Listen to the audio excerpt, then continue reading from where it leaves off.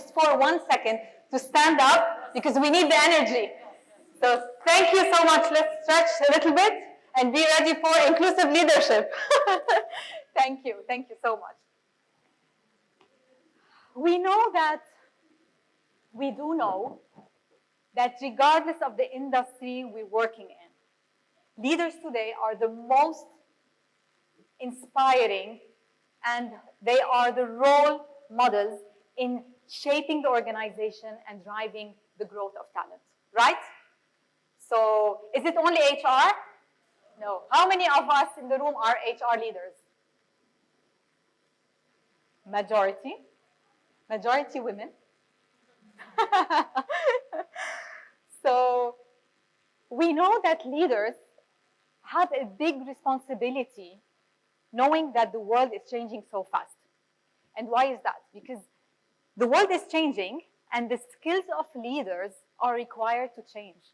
The competencies required for great leaders to be able to drive organizations is definitely changing.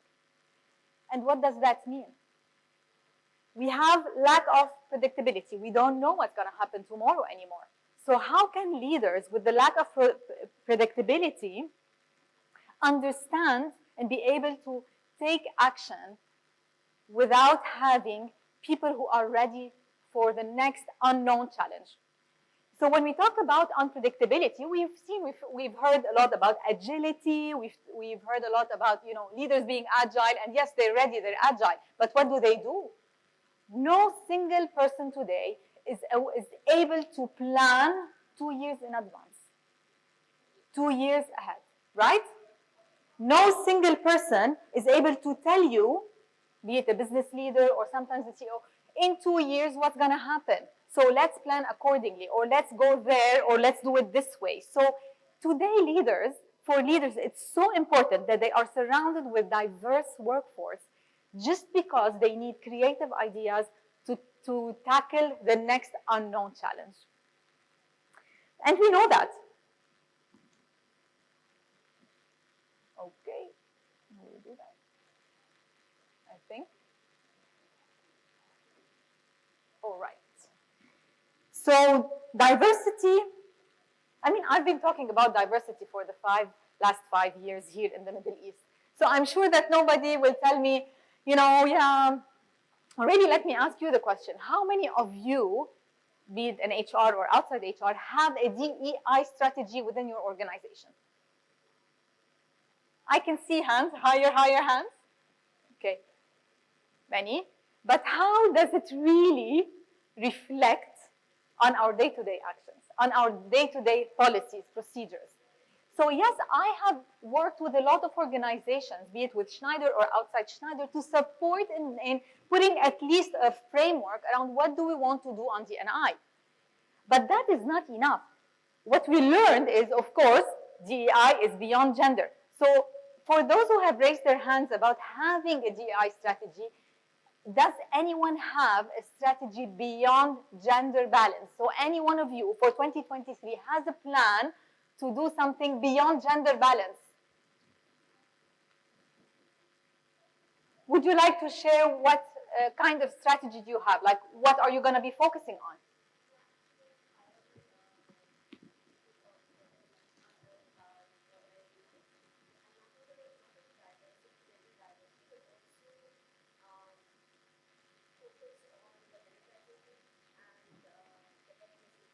Absolutely. Ethnicity, Emiratization, and people of determination. Anyone else?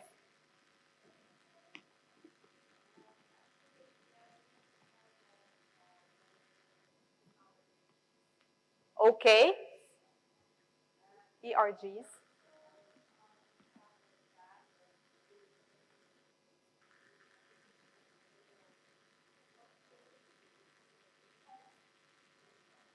Enhancing leadership culture. It's all about culture. I'll tell you the truth. Many organizations today, unfortunately, still focus on gender balance, which is great. And I'm a strong supporter of gender balance, don't get me wrong. But what are we doing about the other aspects of diversity? And how can we, as leaders, create psychological safety to work with diverse people regardless of gender, perspective. And I tell you today, the most important thing is not only about gender, it's about having, why do we want a gender balance? Not because we want to tick the box on having 50-50 females and males, it's because we want different perspective. I'm sure you've read a lot about, how women bring different perspective or even different, sometimes EQ to the table, sometimes even looking at, at things completely differently. And that is the reason why we want gender balance. So for you as a leader, to be able to work with all those kind of diversities, gender, perspective, mindset, lifestyle, all of that, you need to be able to create one, psychological safety. You need to create a solid and sustainable plan.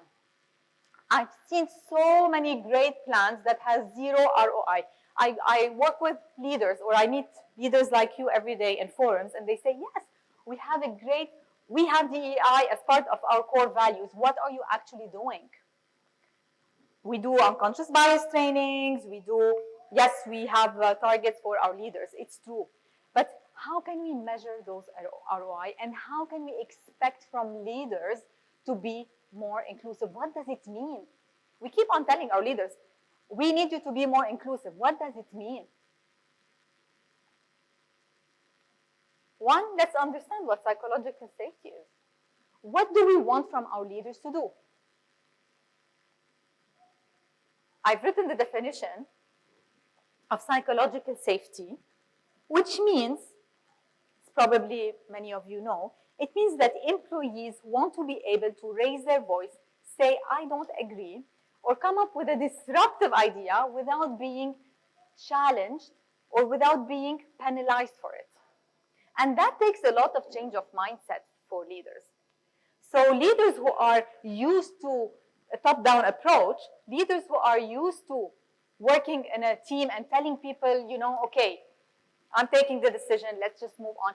And people who want quick results find it difficult to actually make sure to listen to every opinion on the table, because listening to every opinion means back and forth, let's agree, let's not disagree, and finally we agree to disagree and move on. So psychological safety is really something that, leaders have to go beyond their natural way of doing things to provide psychological safety, i.e. to allow employees to share their opinion based on their culture, based on their previous experience, their education, and challenge the way things are being done or have been rolling since many years. So the minute we understand psychological safety, we talk about inclusive leadership. So two things to keep in mind. For you to be inclusive, you have to lead outwards, which means you have to ensure that you are treating people fairly, be it in recruitment, be it in opportunities, be it in the way that you promote, pay, all of that, and lead inwards, which means I look at myself. What am I doing right? What am I doing wrong? And that has nothing to do with only leading teams. It has to do a lot with me as an individual. And it's funny, we were just talking with Tatiana behind about inclusive leadership. We both have been working in the D&I space for so long, but we keep on asking ourselves, how inclusive am I? Well, to tell you the truth, inclusive leadership is a lifelong process. Becoming inclusive is a lifelong process. Because every day you learn something new. Every day you have to learn how to work with diverse people who are coming from all over the world, especially in a region like Middle East, where, we look at us in the same room. We have maybe 50 nationalities here. So leading inwards and leading outwards are two super important things to keep in mind. Now, what does it mean? Everybody, it's easy. I mean, come on, I can provide psychological safety. I'm an open-minded person. Well, numbers show us differently. Numbers show us that only 31% of leaders are actually inclusive leaders. And if you were here when Nicole was also presenting, she talked about inclusive leadership. It's not a priority for organizations yet. How many of you use Hogan or LVIs in their assessments for leaders? How much of these assessments are adapted to include inclusive leadership? Not yet. Not yet. That is because we still talk about, leaders who can be balanced, who can work with very different nationalities or mindsets. But when we talk about inclusive leadership, we tend to forget to assess this when we are hiring our next leader. We talk about their technical competencies. We talk about them managing a team. How great are they to manage a team, create engagement. But how much do we speak about how inclusive are they? How many of you, like my HR colleagues, have rejected a candidate because they are not inclusive? What? I've never asked anyone about how, inclusive are you? What does inclusion mean to you? I ask them about their previous experience, what's their best, achievement, but I never ask about how inclusive are you and what does inclusion mean to you. So maybe we should start by adding this to our first questions for interviews. To look for the perfect leader, perfect inclusive, or really, maybe not inclusive, but who have a commitment, leaders who commit to become more inclusive, we think about 7 traits. Next time I'm hiring someone, I'm going to look at those 7 traits. And I would invite you to look for these 7 traits whenever you are hiring your next leader. 1, what's their commitment to DEI? Or DEIB, belonging, because this is another topic. What does it mean to be committed? It's great. They can tell you, yeah, I love hiring women. No, it's not only about that. Why do we want to hire women? What is your need today? What is it that you're looking for? So how observable is your commitment to the DEI agenda? And what are you doing about it? Second, vulnerability and accepting the fact that yes, we are biased. We are biased. I am biased. Why? Because it's our human nature. Our human brain works this way. We are biased as human beings. It's just because, and you'll see it in a minute, psychology, probably you've read it somewhere, that psychology mandates, or I would say confirms that human brains makes shortcuts, a lot of shortcuts, to be able to make a small decision of me walking from here to there. So we are biased. So the minute that I see someone come into my office who looks like me, naturally my mind would be attracted to hiring these people. Looks like me, same hair length. Our mind is that subjective. So we have to be vulnerable as leaders to say, I am biased. So the minute that you ask your leader, your next higher potential, are you biased? And they tell you, no, kill them. They are biased. We want leaders who can combat old way of doing things, what we call, the word is paternalistic. And I'll give you an example what paternalistic means, because this is something that we have been seeing, we saw a lot. It's very traditional in the way that leaders would kind of treat their employees or their teams like a father, like a paternalistic figure. And then by nature, they get obedience from this team. It's very human. It's very natural. It's not because they're mean or they're, unprofessional. This is the way that people felt that they can lead. They get trusted circle and they kind of protect their teams, and by that they get an obedient team. We don't want obedient teams. We want teams who can challenge us and say, I don't agree, let's try something different. This is the kind of profile we need. And then the fourth feature or trait is, again, aware of their own biases. So it's not enough to say, I am biased. It's also important that they understand why they are biased and how can they actually share or develop leveraging or maybe challenging the biases that they have. And this is, again, a lifelong process. Every day we learn something different. 5, curious. They're excellent communicators, but also very good listeners. We have to be curious. We used to say curiosity kills a cat. Curiosity doesn't kill a cat. Curiosity is a new skill required from people. Be curious, ask questions. Where are you from? Tell me a little bit about your beliefs. Tell me about your habits. Tell me about your assumptions. This is the way that we, as leaders, would be able to work with diverse people. If we don't care about them, we will not be able to leverage and get the best out of the diverse team. So it's not enough to tick the box and say, I hired 5 nationalities, I hired 3 women, I hired 5, different perspective, people from different universities. What's important is what I'm doing with this diversity. So how can I be curious about understanding what's the strengths of each of these diverse personalities and making use of them. That is what I need from a leader. And then, cultural competence.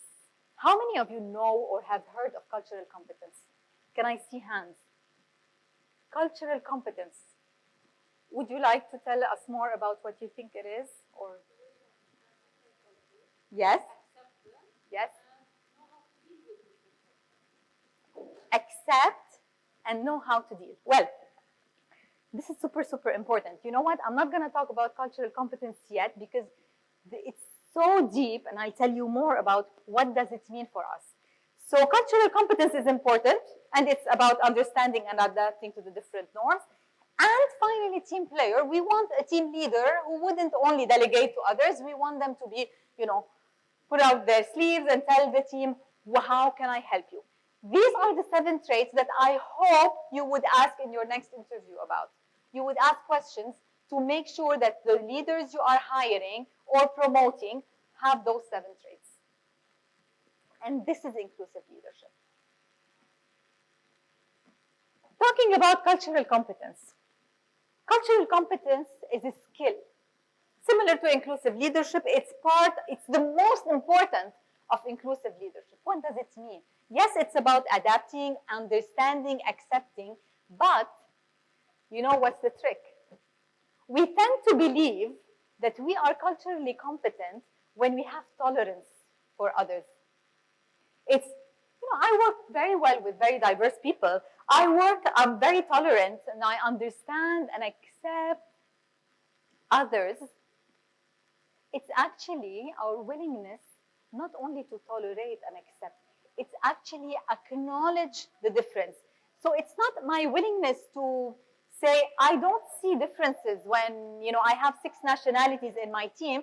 The trick is, or our mistake sometimes, we should dance.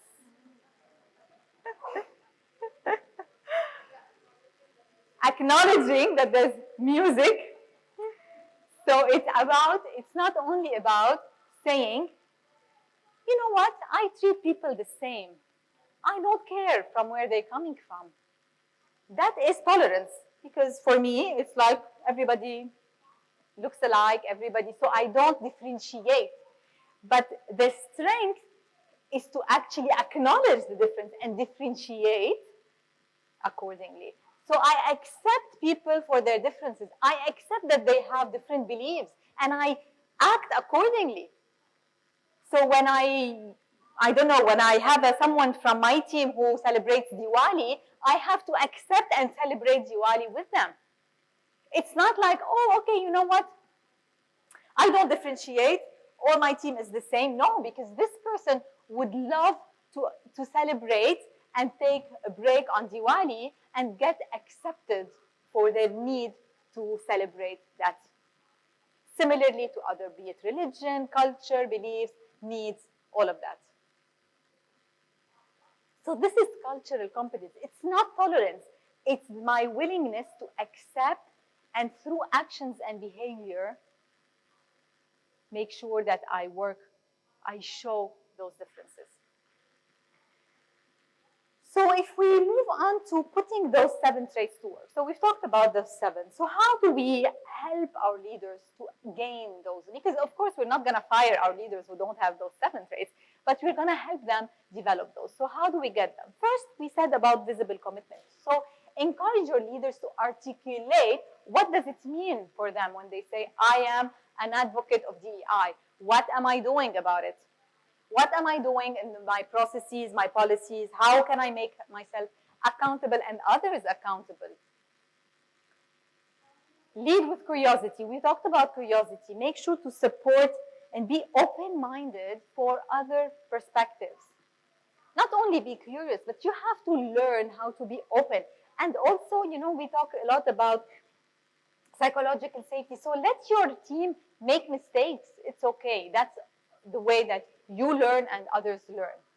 You cannot protect them, but you can safeguard them after they make a mistake because you're open to trying other things. If you don't need people to try new things, then why did you hire them? Just do whatever you think is right.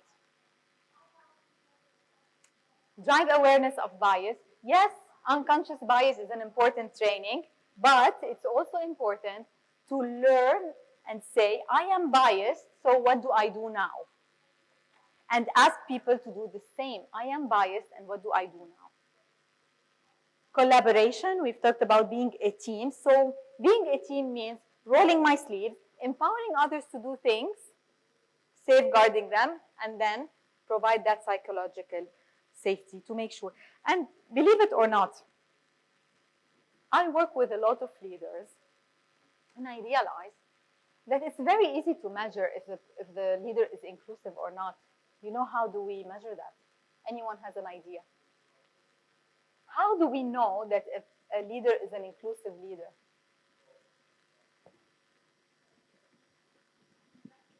Feedback from the team. It's very easy.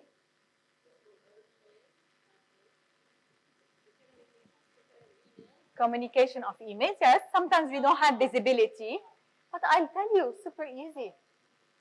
People do not want to work with non-inclusive leaders. I have many employees who came and said, if this manager is going to be my manager, I don't want to be in that team. People are very vocal these days. So the current generation, not next generation, the current generation, including myself, I consider myself as a still relatively young generation, I would not accept to work with a leader who is not inclusive. And people are coming to us as HR and saying, no way. Even if it's the best job ever, I choose my manager first. I've heard very bad things about this manager. I don't want to work with them. And believe me, I've told so many leaders in 2022 only, if you continue that kind of behavior, people will not want to work with you. Even if you are the best performer business-wise, they get their numbers, but people don't want to work with them. So it's so easy. You don't need rocket science to assess if people are inclusive, leaders are inclusive or not. And finally, show humility. The only single trait of leaders is humility and empathy. And COVID taught us a lot. Because leaders who don't have empathy also kind of were put at the forefront, because COVID, we've had so many, we've talked a lot about, people getting tired after these 3-4 years. It's been a very, very difficult time, and you want leaders to be empathetic. You want your leader to think and accept. And I'm not saying on behalf of results. And that's again, why we it's, the conversation about hybrid model, does it work? Do we want our employees back? All of that. It's really about assessing factually how many of our leaders or employees, how are they delivering the results? If results are great, then fine. Why do we want to ask about, how many hours are they spending in the office or how many days, all of that. It's about being empathetic to their way of working and delivering, not at the expense of the deliverables, for sure. So it has to go hand in hand with being able to manage performance. And that's the tricky part, because a lot of leaders ask about this. So yes, I'm empathetic, but how do I manage performance? If you're unable to manage underperformers, ask them to come back. And finally, move from diversity and inclusion to diversity, equity, and inclusion. Because diversity is, yes, we bring on very diverse profiles, regardless of what kind of profiles. Inclusion is inclusive leadership, how we work together, we make them work together. But equity is an expectation. People want to feel they are treated equally, with given equal opportunities. And I give you examples just like from my experience in Saudi, where today, of course, there's a huge transformation happening on a global level. Like, and many people, many women come to me and say, I'm an engineer, and I've learned I went to the best school, got an engineering degree, and then I really want to go to customer sites, even if it's like 300 kilometers away. I don't care, but who cares? It's the manager who says, no, what are they going to do? So no, we provide opportunities for our males, just to protect our females. We send them to customers, they get opportunity to, and accordingly, we promote them because it's part of the experience and the education they're getting. So today, ask people what they want. Ask your females, ask your males, what is it that they want, and act accordingly. Do not assume on their behalf that, this is not good for them, this could be, they have families at home, then I assume. Don't assume. Do not assume. Just ask what people want in terms of progression, exposure, experience, and try to provide that. And that is being equitable. We've talked about cultural competence. And then all of those 7 traits have to do a lot with behavior and mindset, which is so difficult to change. So there are several things that, of course, you can do on policies and on behavior and mindset, but there are also some ticks in the box like policies. And I'm sure that for those who have started their journey on DEI, the most important thing is to look at your policies, how equitable your policies are on hiring, on flex at work, on family friendly, looking at the language of your job descriptions and your posting of the jobs on LinkedIn or so. So you start by looking at the basics of how I do things as an organization. How do I do things? Those are the easy ones. Policies is the easy tick in the box. Behavior and mindset to manage and cover those policies is the difficult one, and that takes time. So if you ask me about the roadblocks today, because I know that many of you have seen this before, you've read about DEI, you've read about inclusive leadership. So if we think of the roadblocks, it's still cultural, very cultural. Like, can I do it? Do I have the right support to do it? And lack of awareness, because many people don't know that they are, for example, biased and why they could be biased. So I want to play a small game, and I have a gift for the first one who answered. A copy of my book, already signed. So let me ask you.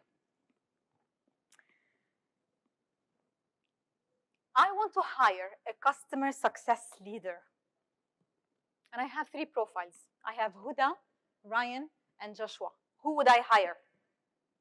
Many of you are in the HR function. Who would you hire as the customer success leader? Anyone?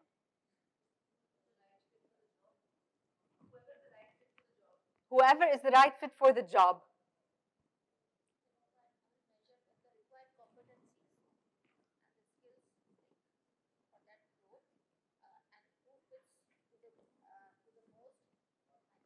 So you would look at the competencies, of course, and the job requirement. Anyone else?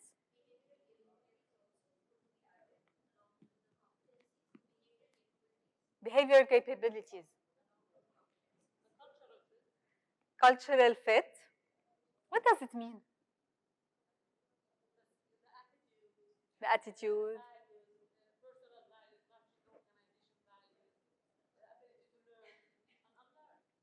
Learn and unlearn. Customer success leader.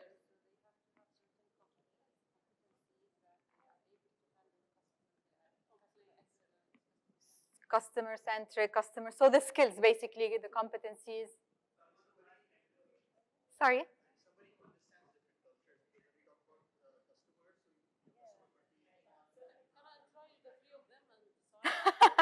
You can try the 3 of them and then fire the ones you don't like.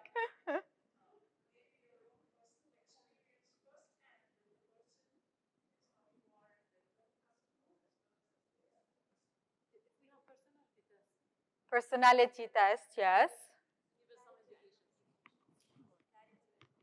Character and communication. What would you kind of look for?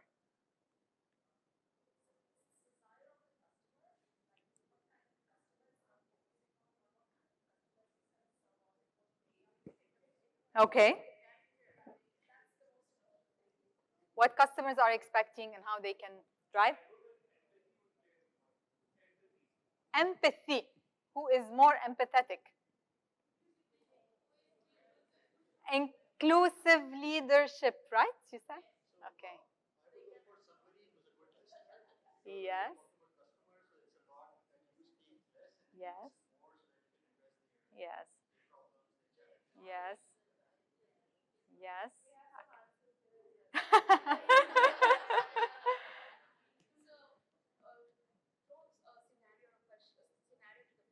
Yes.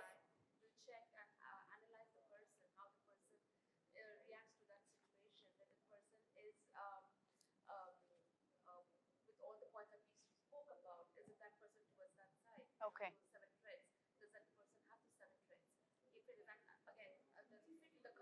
Yeah. Yeah. True. They can be developed, but they cannot be. They're not innate. Okay. Okay. Okay. Any other?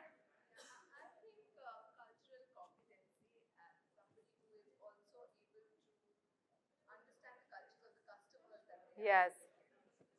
So cultural competence. I'm happy that you've listening. Yes. Who would you pick? I cannot hear you. You would hire Joshua. Why? He's smiling?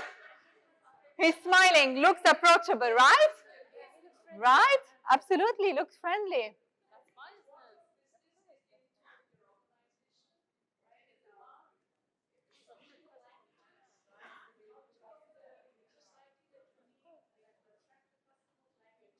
Yeah. Yeah. Okay. Okay. So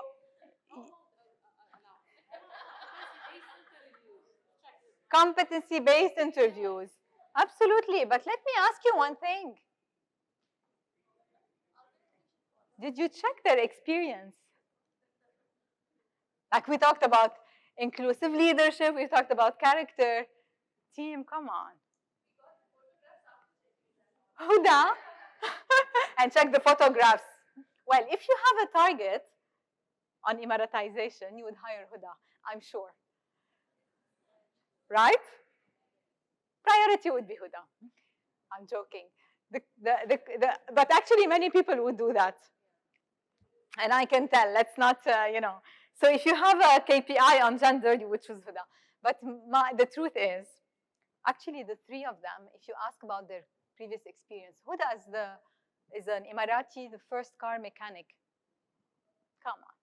She's not going to work as a customer experience like success leader because she's in mechanics. And Joshua and Ryan have their own businesses.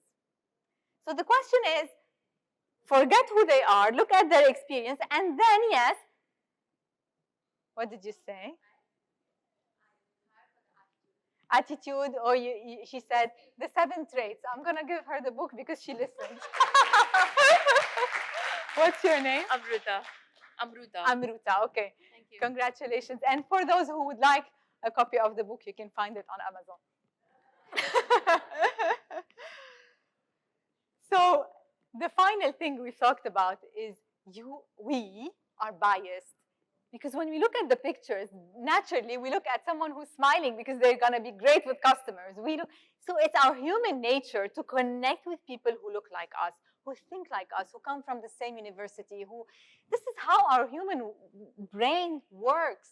Since we were born, it was teaching itself to make shortcuts. Otherwise, imagine every time we have to take a decision, it's like, let me look at all the hypotheses, it's going to take us forever. So human brain, maybe you've seen this before, the human brain looks into 11 million information every second. So I look at this carpet and I think about 11 million things. And my mind would take shortcuts and shortcuts and shortcuts to assemble and assess 11 or 40 of them to be able to take a decision. So imagine 11 million information, and out of the 11 million, I cut off things to be able to decide if I'm going to walk straight or there's a wall. So imagine I look at the candidate, and the first thing, 11 million information comes to my mind: nationality, competency, potential, performance, female, male, Indian, Arab, all of that. All of those come to my mind, and then I have to make a decision quickly. So we have to acknowledge that this is how our brain works. It's not, so the only thing that we can do is stop and ask ourselves, am I making a decision to hire this person based on a fact or an assumption? Am I hiring them because they are Emirati and I have Emiratization KPI? Or am I hiring them because they're smiling and they could be great with customers? Or am I hiring for any other factor?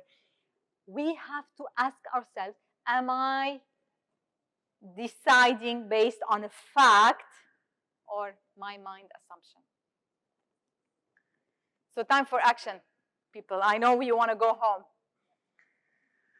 Inclusion starts with each and every one of you. You don't need the CEO. You don't need your business leader. You don't need you need the buy-in, but you don't need them to start driving things. Each and every one of you has a role to play.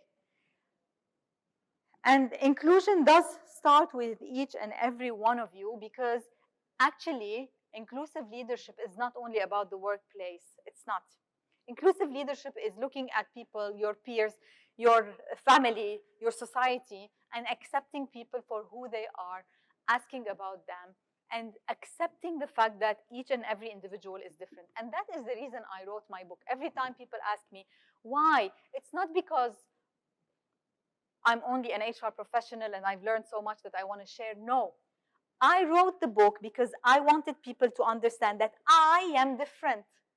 And I want people to accept the fact that I am different and I have my own uniqueness to provide others. And that is a value you should also make sure to appreciate in each and every one of your employees. If you want to know more, my book is on Amazon or Borders. And you can always reach out to me on LinkedIn. So happy to be here with you. Thank you for staying that long. And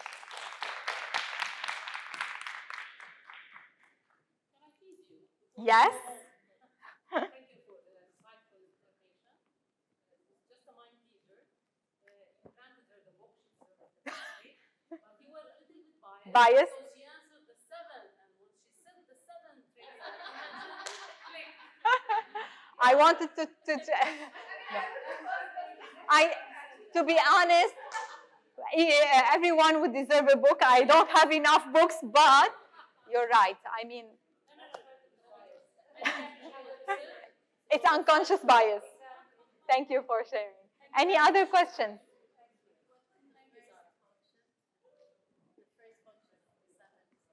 It's commitment, observable commitment. So leaders are advocating and showing commitment towards DEI. Yeah. One of the questions that, I mean, one of the points that you did mention about difficult leaders at times we are facing. So if we have an employee living, because we allocated a particular leader to the employee team, and in such situations, how do you deal with such leaders? Because we know the reason why people are separating. Yeah. So a very good question. So the question here, just for those who didn't hear it, is when you deal with leaders like this, like difficult leaders, people who are not showing inclusive behaviors, how do you tackle this? And people are leaving because of them.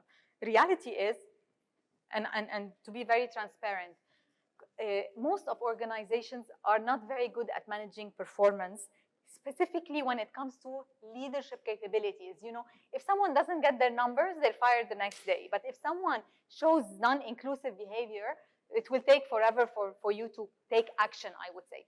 But what I do is, and I have an active case, I allocated a coach for that person. And I was super clear that these are the reasons why employees today are either complaining or have scored very low on engagement within your team, and you need to develop those attributes. So you work with external coach, we allocated a coach, and then 6 months down the line, we're gonna reassess. So that's exactly what we've done. Now, should I tell you there's a right or wrong answer? No, it depends on each case. Some leaders are more open than others. But to tell you the truth, leaders today understand more and more that it's not only about the numbers anymore. It's also about making sure that people are happy with their own with the style of leadership. So they're trying to develop that aspect too. Yeah.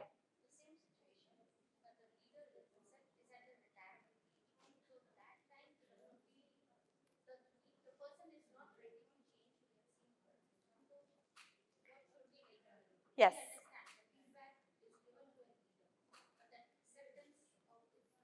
Yeah.